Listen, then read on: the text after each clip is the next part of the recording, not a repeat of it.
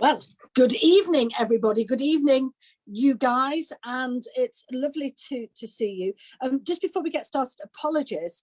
I was hoping to be here all night. I said, well, not all night. I mean, obviously, just for the full length of the Q&A. But unfortunately, I have to go. I've got a meeting that's come into my diary that I can't afford.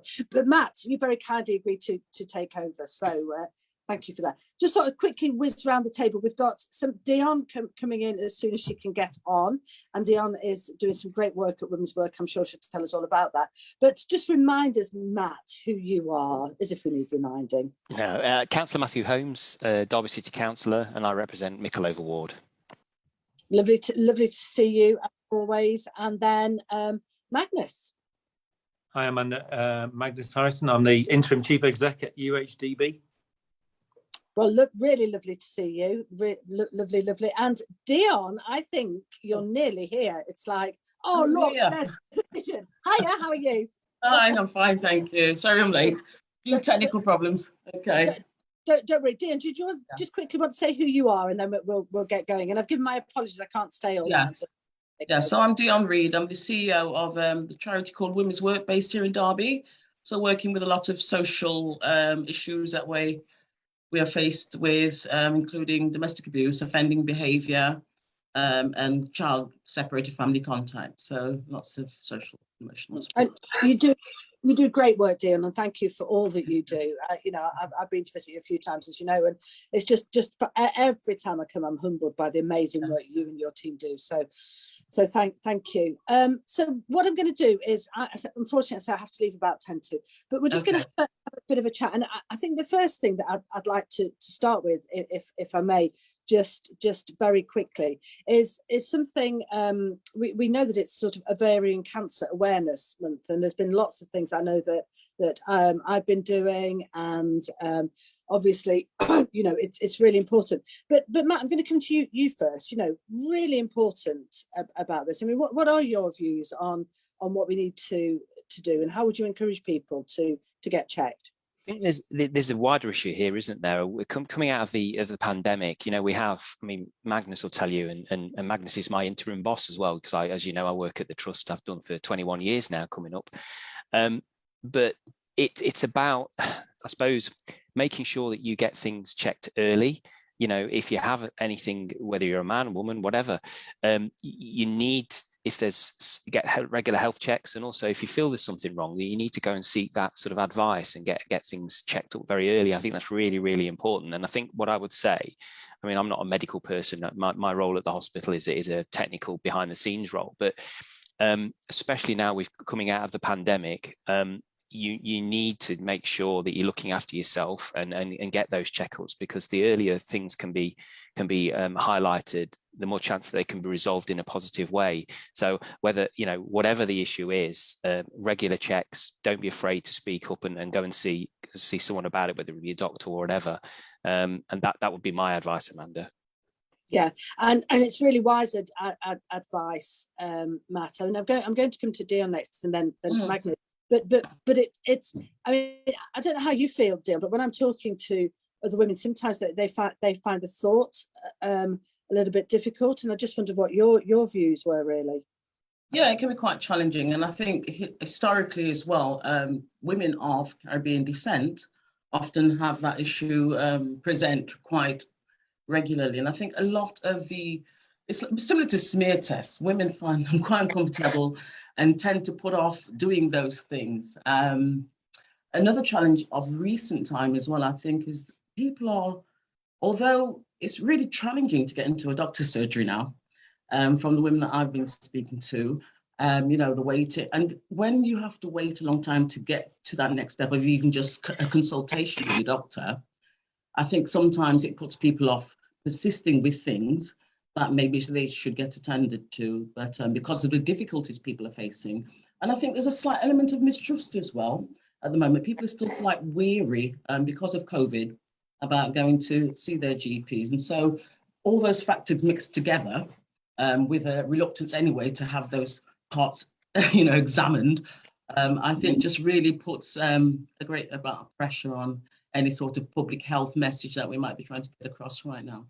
Yeah, I think you're right, and I think just going back to Matt's point as well. We talk about the smear test as an example. You mentioned that, and I prefer to think of it as screening. It sounds a little bit bad. There's something, but and I know there's a change on that.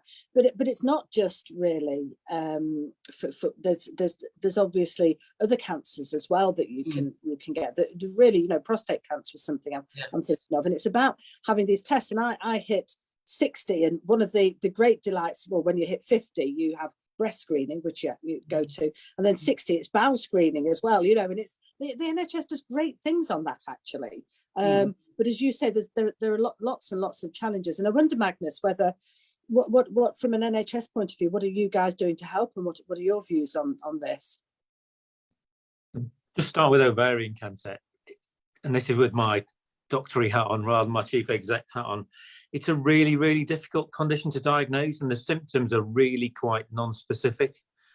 But with a trip to your GP, we can do a blood test called a CA125, which essentially is a tumour marker for ovarian cancer.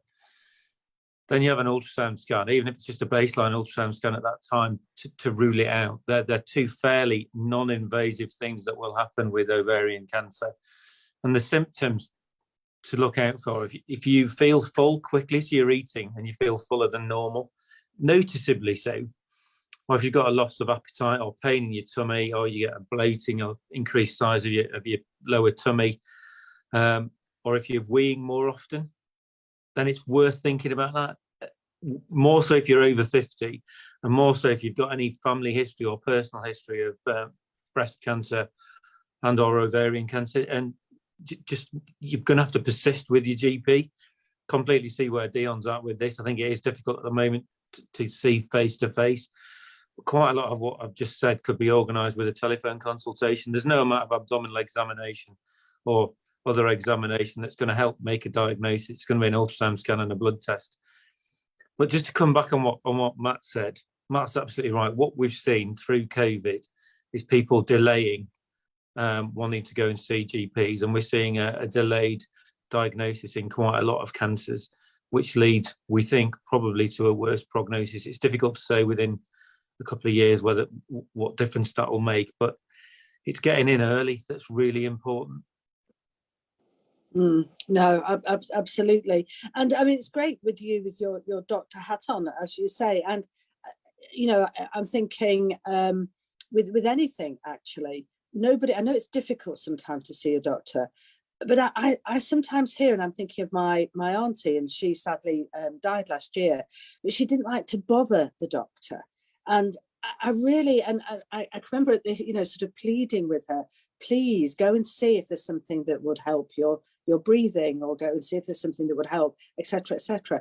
Why do you think it is that people are, I mean, I know it's difficult to see a doctor, but also don't want to bother the doctor? I mean, Dionne, have you come with that? And then I'll continue. Yeah, definitely. Yeah, definitely. And I think we have to think about the recent messaging as well. So we've got that culture where people, just made and got on with things. The older generation, we'd see that, particularly in Black families, where they thought it was a bother to go to the GP, and sometimes relied on more, not quack medicine, but traditional herbs and, things like that to manage pain and other symptoms. But then we've also had the messaging recently about the NHS and how overwhelmed they are, how much pressure they're under. And often, again, the symptoms of ovarian cancer are very similar to IBS, which is diagnosed quite a lot. Particularly, I know quite a few people have been diagnosed with that. So something might have changed slightly, but not getting it attended to because they think it's IBS. And so really not wanting to bother the overwhelmed NHS. And I think that's a really big thing, because people do treasure the NHS and have done for many years, and feel, a bit of ownership towards it. So would be reluctant to bother them with something they probably just pass off as IBS. So again, it's about changing that messaging, isn't it? And really having a strong message about, the urgency of getting looked at with any symptoms that they might have. Yeah, no, absolutely. And, Magnus, just pass on all the great work that the NHS does. We know that. Matt, you wanted to say something else? Yeah, I think, I think that we're a nation that doesn't like to make a fuss, I think. And as Dionne says, I think that, I mean, well, I'm guilty of it as well. You know, oh, it's just a cough, or it's oh, it's just a bit of an ache, it'll go away, or you know what I mean. And I think that we are just ingrained in that sort of attitude. Look, you know, they're very busy. I don't want to bother them with it. It'll be fine. I'll check it in a couple of weeks. And I think what I would say is that, you know, my wife and my kids, if they notice something's not right with me, or I'm moaning about something, they will nag me. You know, you need to get that sorted out. Oh, don't worry about it. But I think that's actually a good thing. I think that we all should play that role. That if we have someone in our families, a loved one, or a friend, or a work colleague, that we notice, or they say something, and you're thinking, it doesn't sound right. You've really got to push them to go and see somebody. And I think that, as Dionne said, I think we've just got this ingrained kind of don't want to make a fuss, don't want to sort of do that. And if we can break that down and really give people support and encouragement to go to actually get something seen to, because most time, you know, probably 9 times out of 10, it's something not non-serious, but can still be sorted. But that 1 time out of 10, it might be. And if you get encouraged to go and it can be caught early, then there can be a positive outcome. And I think that's what I would say is try and break down that seemingly cultural British thing about, you know, not making a fuss, Amanda. No, I agree with you completely. Matt, as you know, I'm going to go in a moment, and I'm going to hand over to you. And I know one of the things talking about is domestic violence, and I think, you know, I wish I could stay, but I will obviously watch the recording later. But just before, you just reminded me, it's a topic that we often talk about is mental health and really supporting people. And it's many years ago now, it's over 10 years, that I was driving to Leeds, and I had the most dreadful phone call from my cousin's wife, that or partner at the time, that my cousin had taken his life. And, you know, it was a tragic time. And I was just reflecting, I was saying to Sophie earlier, I don't know where the time goes. But I just remember the absolute, he was 36, you know, 36 years old. I just want to, before I go, just pay tribute, you know, to all the great work that our NHS do now. And we're so much more aware around mental health issues. And my plea is, please, to anybody, you know, if you recognise in somebody that their manner has changed, the way their behaviour has changed, if there's anything that you spot, then reach out and see if there's something you can do to help. But also, if anybody is feeling as though they're under pressure in these difficult times, and I know we're coming out of this, but feeling pressure, then there are so many groups that are out there to help. I mean, Dionne, you know, I know you help people as well, don't you? Mm-hmm. Yeah, around domestic mental health, and it's just massive now. You know, it's overwhelmed. We're overwhelmed. Yeah. Absolutely. So, Matt, with your permission, I'm going to hand over to you. I know it was no problem. Felt worth mentioning, because my cousin, he was beautiful, he was gorgeous, he was vibrant. You know, 36 years old. Such a tragic loss. It is. But, it is. Over to you, Matt, and thank you guys. I'm so sorry, Amanda. I have to go. Thank you, Amanda. Bye. Okay, bye. Before we move on then, Dionne, to talk about, obviously, which is a really important issue, domestic violence, and some of the things that you're doing, and obviously there's a government campaign as well. Magnus, can I ask you about, obviously now we're moving out of we've moved out of lockdown restrictions, they've all been removed. Could you just tell us a little bit about what the hospital's doing? You know, obviously I work at the hospital, and we are still wearing masks on site and those kind of things, but how is the hospital transitioning away from where we were before to now and into the future? So, Matt, great question. Thank you. The issue we've got at the moment is our COVID numbers within the hospital. So patients with COVID in the hospital is actually going up again. Right. So we dropped down last week to, 2 weeks ago, down to about 80 patients with COVID, back up to 130 today. Community infections are going up. And, you know, we can probably tie that into half term and kids being at home and more people travelling around. So for us, it's very much real, still not over, still a thing for us.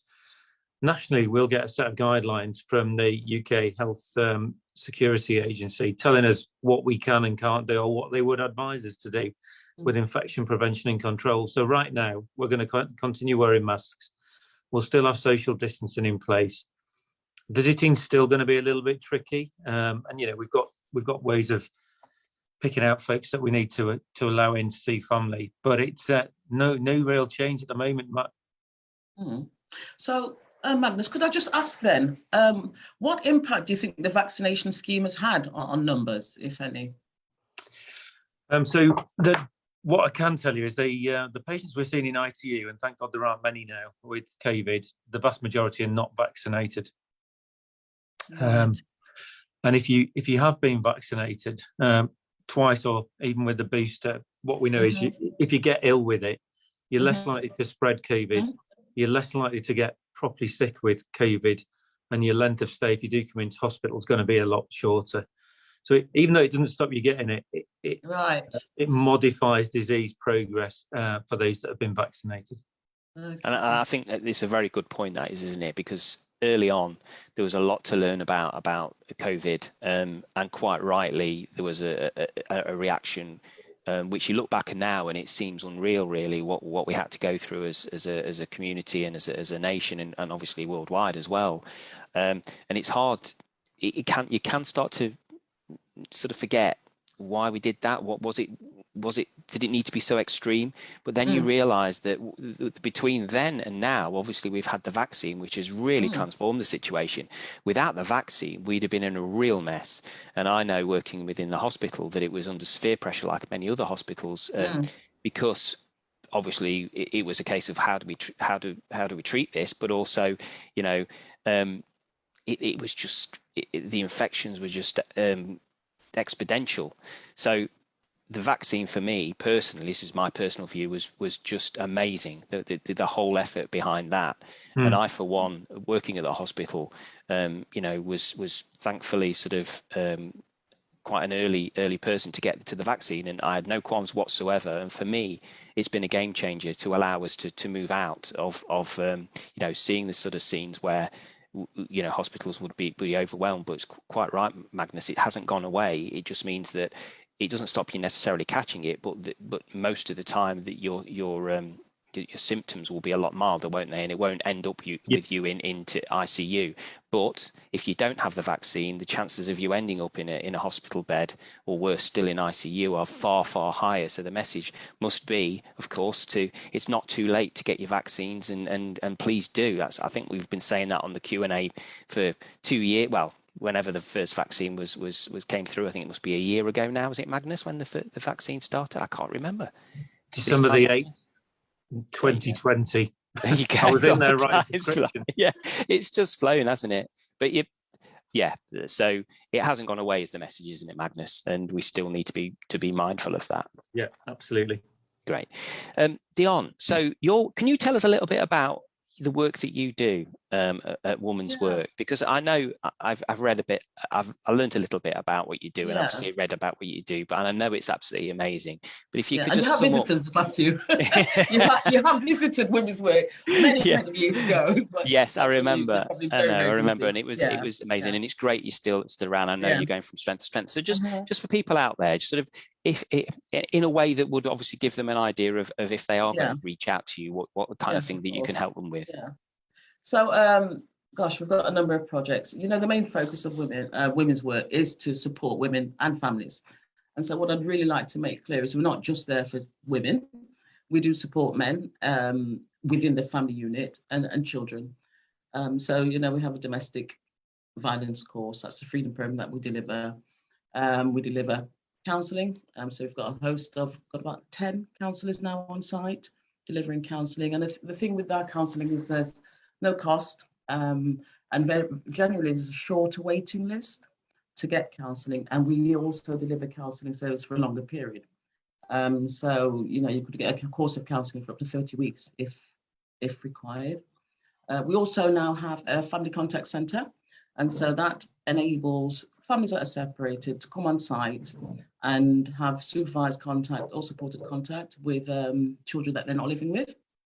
And that's going particularly well. That's a UK-wide provision that we're offering.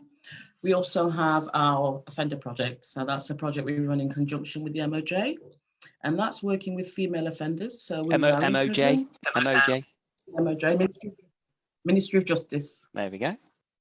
Yeah, Ministry of Justice, sorry. Yeah, so that's working in partnership with them to provide interventions for women that are sentenced on probation and also working with women in prison, getting them ready for release into the community and supporting them through that gate process, getting them housing, looking at the finance, debt, benefits, that kind of thing.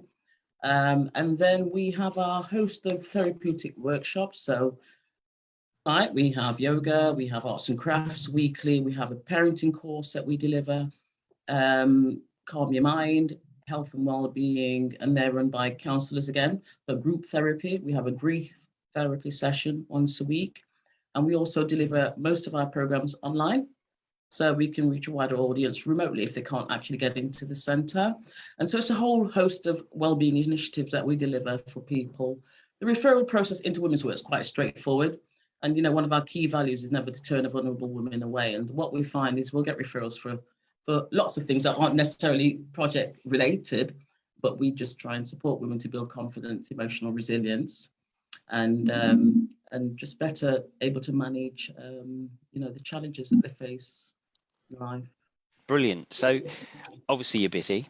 And Yes. how would the best way for people to get in touch? How do you find people reaching out to you? Is it via a telephone number, or is it a website, email address? How do you find that people can find you? Yeah, we've got a huge network of partners within the city, and most of our referrals come through them. So social care, the courts, family court service, the police, schools, healthcare. And self-referral is another way we get referrals. So there's a whole range of referrals. We've got a website, so people can access us via the website. You can self-refer on the website, and also you can telephone call in. But to be quite honest, Matt, we are overwhelmed at the moment. We actually put a pause on referrals, so we can't accept any referrals as many of the programs that we're currently running, but some programs are open. So it's worth getting in touch. How have you found the impact of lockdowns? And how we're coming out, is that something which you've noticed a different in terms of your workloads and referrals? Yeah, I think what's happened, I mean, we worked all through, we didn't really close for long, I think a couple of weeks, and then we opened up in May or June 2020. So we worked through and quickly worked to adapt our delivery so we could deliver online and remotely and via the telephone. But also allow people to come in with you know, the right measures, safety measures in place. What we're finding is we're already dealing with mental health issues and other complex issues that people have. However, the complexity in terms of the additional mental health, so the anxiety that the whole situation has caused, has multiplied many problems. And so we're having to work with people for a longer period, and really quite complex sometimes mental health problems. Increased drinking, increased medication for depression. And so all those on top of other issues like poverty, poor health, and just general lack of confidence and resilience. I think what's been a real test for many people during this last 2 years is the levels of resilience people have. And if you've managed to build good resilience prior to COVID, you'd probably have a better outcome. But because the people we work with tend to have low resilience, are quite chaotic, don't engage well or sustain well in services. And so they are less resilient. And so the impact of COVID has a very negative impact on their general overall well-being. Poverty is another thing. So food, we started to deliver food parcels. And I just see that situation getting slightly worse with everything that's going on in terms of the cost increase. I mean, obviously, I think we will touch on, if we have time, you know, the situation in Ukraine, but obviously, whether that be a short-term, medium or a long-term issue, I think there is going to be, we all know that there's going to be an economic impact to that for households and countries as a whole, really, and economies. So, you know, you're saying that you are overwhelmed, and it sounds like you're doing a great deal of work, and it's very much appreciated by everybody that takes that the service that you're offering. I mean, if somebody wanted to help, and I know obviously you're going to have people within your organisation that have specific skills to be able to help, but is there a way people can help? Are you looking for people to help? And if that's the case, how do they get in touch to say, look, it sounds like something I'd like to get involved in whatever way I can? You know, what's your answer if somebody reaches out in that way? Yeah, we're always looking for volunteers. So we have a volunteer bank of about 30 people that help us to deliver the services, along with 25 staff. So it's quite a big entity in that respect, but we can always use more volunteers who support with, getting food parcels organised, dropping things off to people in need, and delivering some of the workshops that we deliver. So we're always looking for volunteers. Getting in touch by calling us is the easiest way, I think, and having a chat with somebody to see what people can do to help. There's also donations, always looking for donations. We are a charity. We have some contracts, but it doesn't fund the little things like the toys for the children's centre, or help to run the creche, or the resources that we might use for somebody. For instance, if a woman can't get to us for a session because of no money, we'd pay for her to get to us. So things like that, little things like that aren't funded. And so we're always looking for financial donations from the public. Just really getting involved, getting on the website. We've currently got a fun run coming up that we're hoping the public will get involved in to help us raise general funds to do those little things that we can't get funding for. And so, yeah, phone call or visit the website to find out more is how I'd say get involved. So I think it would be good actually to maybe put those details, Sophie, on when this gets posted on the social media sites or whatever. Maybe put the details so people can get in touch, the telephone number, email, website, and I think that'd be a good thing to do. Just one thing before, is that okay? Yeah, one of the things before we move. So I think we've probably it's been answered, but if somebody is the victim of domestic violence, whether that be a man or a woman, or someone who's suffering from domestic violence, what specifically would you recommend that they do as the first step to get that situation resolved? What should they do if they literally are feeling so lost and have nowhere to turn, or feel like they've got nowhere to turn? What would your advice to them be? It's really difficult. They've got to pluck up the courage to reach out to somewhere, and there's lots of places that offer support, and they really have got to reach out. And that's one of the things we find a lot of women and men tend to not really want to reach out. It's another one of not bothering anybody, not wanting to ask for help. But there are so many people in similar situations, and that's another barrier. I think they think, this is just me, and it's. But I think once they reach out and get support, even just talking to somebody else that's going through a similar situation, is really, it's about reporting that incident. If there's been an incident where they've been harmed in any way, they've got to go to the police, and try and push that through, because it comes from both sides. I mean, I spoke to a woman recently who says she's been to us, she's done the Freedom Programme, she's had support. However, she's had to go back to her husband because of financial reasons. What help is there for him?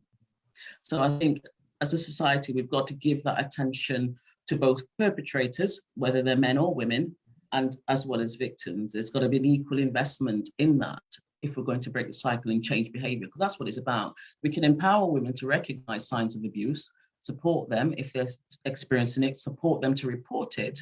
But if perpetrators haven't changed their behaviour because they've not had the benefit of support, a positive mentor or some kind of course or intervention to help them see the error of their ways, and we're not going to make much progress. We're going to still be here increasing as the years pass by. We've got to invest in the perpetrators and look at what we can do to support them to change behaviour, and all this takes time. Yeah, but and that's really probably reaching out, not and and I think that's a brave thing to say, isn't it? Because it's not necessarily what people would expect you to say, but and so that side of things obviously is very important, because although it is about the victim, there's many things around that also should try and be resolved to in the longer term. Yeah. So that's really interesting to hear that, because I think that's probably not something which is discussed enough. Yeah, that's very interesting. Okay, well, good stuff. We'll move on. It's a little bit of a heavy one, this one, isn't it? Because there's so many things going off in the world, and obviously the work you do does have happy and good outcomes, but obviously is a very serious and troubling issue for many people that are involved. And of course, world events at the moment of, just when we felt that we were sort of making the steps away from the impact of COVID, or the direct impacts of COVID, then we have the invasion of Ukraine by Russia, which I know everybody is extremely worried about. Magnus, I know obviously you're interim chief executive of Derby Hospitals, but Derby and Burton Hospitals. But what is your view on this? And I'm sure you share everybody's worry about the situation, but what's your take on it? I think the first time, I just can't believe it. I can't believe the pictures. And I think there's almost a moral, emotional injury for me. There's a level of anxiety all the time because it almost feels like we're standing back and not doing anything particularly active. And I understand why. I completely understand why. And the escalation potentially to what feels like a much bigger conflict that would involve the entire world. But it feels like the people of Ukraine are almost mopping it up for us at the moment. And I struggle with that. And then it throws you into a place of what could I be doing to even affect any positive help for them. And you've probably seen, Matt, at the hospital, we've got a container of stuff that we've got already that's going out to Ukraine. But it's how we wrap a process around that, rather than people just collecting loads of bits and bobs that may or may not be useful from the hospital to Ukraine. So I think we're sending a container over, or we've already sent a container over with some medical equipment in, 40 mattresses that we've collected. So it feels more real. God, I do struggle with it. Can anyone remember there was a film in 1984 called Threads? And it was about a nuclear bomb on Sheffield. Yeah. I don't know why they picked Sheffield, but that came back to me. I was 14 at the time. Yeah. I remember feeling absolutely panic stricken, and this going on at the moment brought all that back for me. So yeah, not a happy place. No, and I think we've known for a while that Putin was a very different type of leader, if you can call him that, than Gorbachev and the people that we will remember leading out of the Cold War. And you're absolutely right, Magnus, that, I mean, Dionne, you're probably too young to remember this. But sure. It was a real thing. And I speak to my kids, and it was the Cold War was a real frightening time. You know, you had TV adverts telling you about advice on if there was a nuclear attack. You had siren testing. Yes. You had drills at school about what you do under the I mean, it seems ludicrous now, nuclear bomb, hide under a table. But we felt all of that was kind of gone, and we'd moved on to the world sort of seen sense a little bit, but it just feels like we've ticked a little closer to midnight again, Magnus, doesn't it? And Dionne, and I understand personally. I think he's I don't know. He's a dictator. He's just doing something which is totally and utterly wrong and outrageous.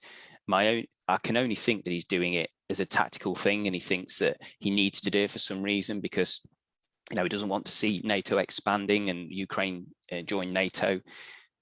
But it's so misguided, and so many people are losing their lives, and innocent, innocent people are, and even from the accounts that I've read as well, some of the Russian army, the conscripts, they're very young, and again, this needs fact checking, but this is what I'm reading in the press, is that they weren't even told that what they were doing. It was just another training exercise, and they get shoved off to the front line of this war that they didn't even know was going on, and suddenly are in this horrendous situation, put there by that man.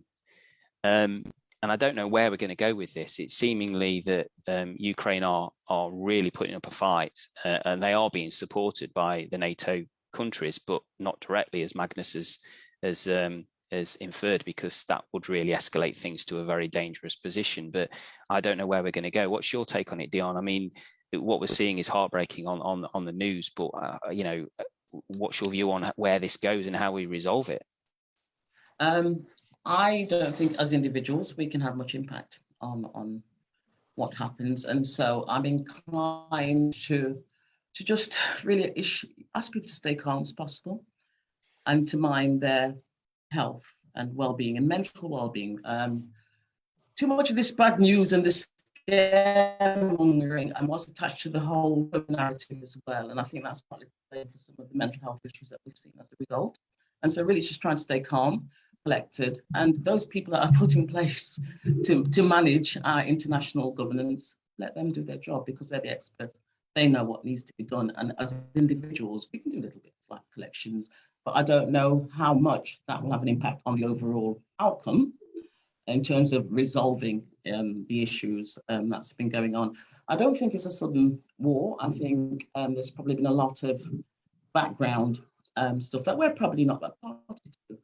And so in terms of making judgment calls and yeah, I'm just a bit, I do keep myself away from it because it is not healthy to be consumed by this negativity in terms of safeguarding individuals' health and well-being here in the UK. I think that would be my priority. And I think the best outcome to this, I'll come back to you, Magnus. I think the best outcome that I can think of here is that it's as short as possible that Putin is deposed in some way or defeated in some way, and Ukraine can try and put the pieces back together. Whether that occurs or whether it remains to be seen, but that for me would be the best outcome, is that somehow the man sees sense or is removed from power, so that Russia can just back off, because it's not going to end. It's not going to end well for anybody. The way that this is sort of playing out. Magnus, we're going to talk about you spoke about the donation crate that the hospital are putting together. Now, I know obviously there's ad hoc businesses and individuals around Derby that are collecting, and that's absolutely great. But I do understand that there's quite a lot of logistical problems with getting those donations over. So I was having a look today, and I know Sophie's going to do this as well on a bit like the Dionne's organisation's details. The Red Cross have now launched an appeal, which is kind of like a one-stop place to go and donate money that would be go directly to the efforts of not just Ukraine, but obviously the surrounding Eastern European countries with the refugees as well. And that for me is a really good way of helping, if you can afford to just donate whatever you can afford. And then we'll put the details on the social media along with this post so that people can do that.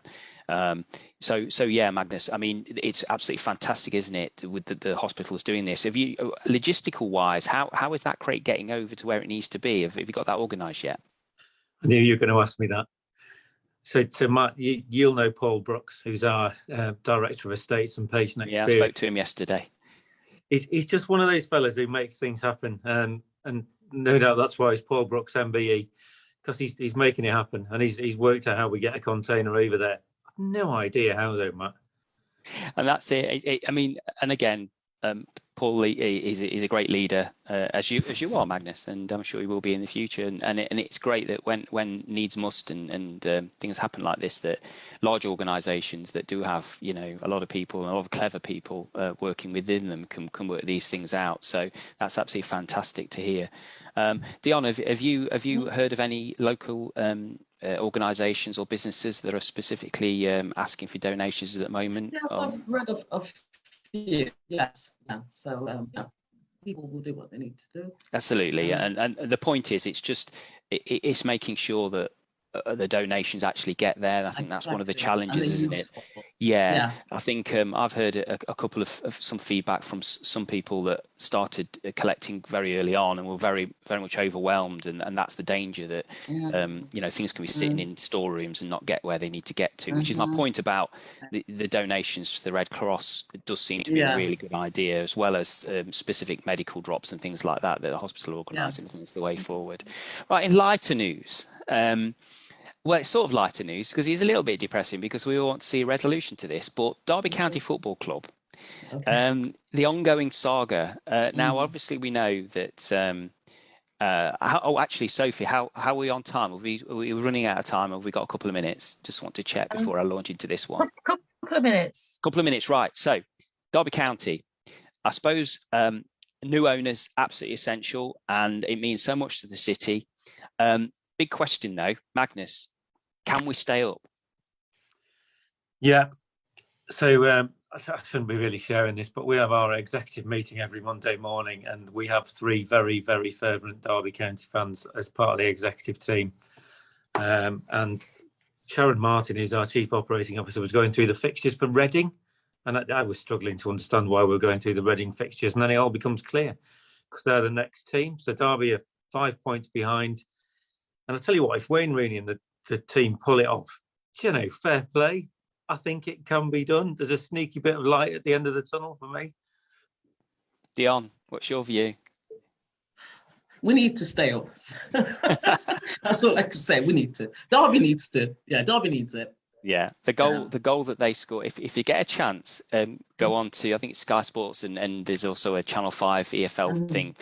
Look at the highlights of the game on Saturday.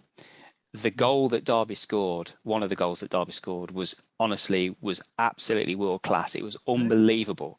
It's worth watching, and if they can play like that or start to play like that in the 9 games they've got left, I think it is now, we've got every chance. And I think it was a must win on Saturday, but I'm starting to feel a little bit more confident, but we need that new owner. And I know Amanda, if she was here, she'd be telling you she's working as hard as she can behind the scenes, meeting as Team Derby and trying to get that pushed along. The important thing is the club has demonstrated finances to the end of the season, so that pressure's off a little bit, but we still need a new owner. And it means so much, doesn't it, Dionne? And Magnus? It means so much to the city.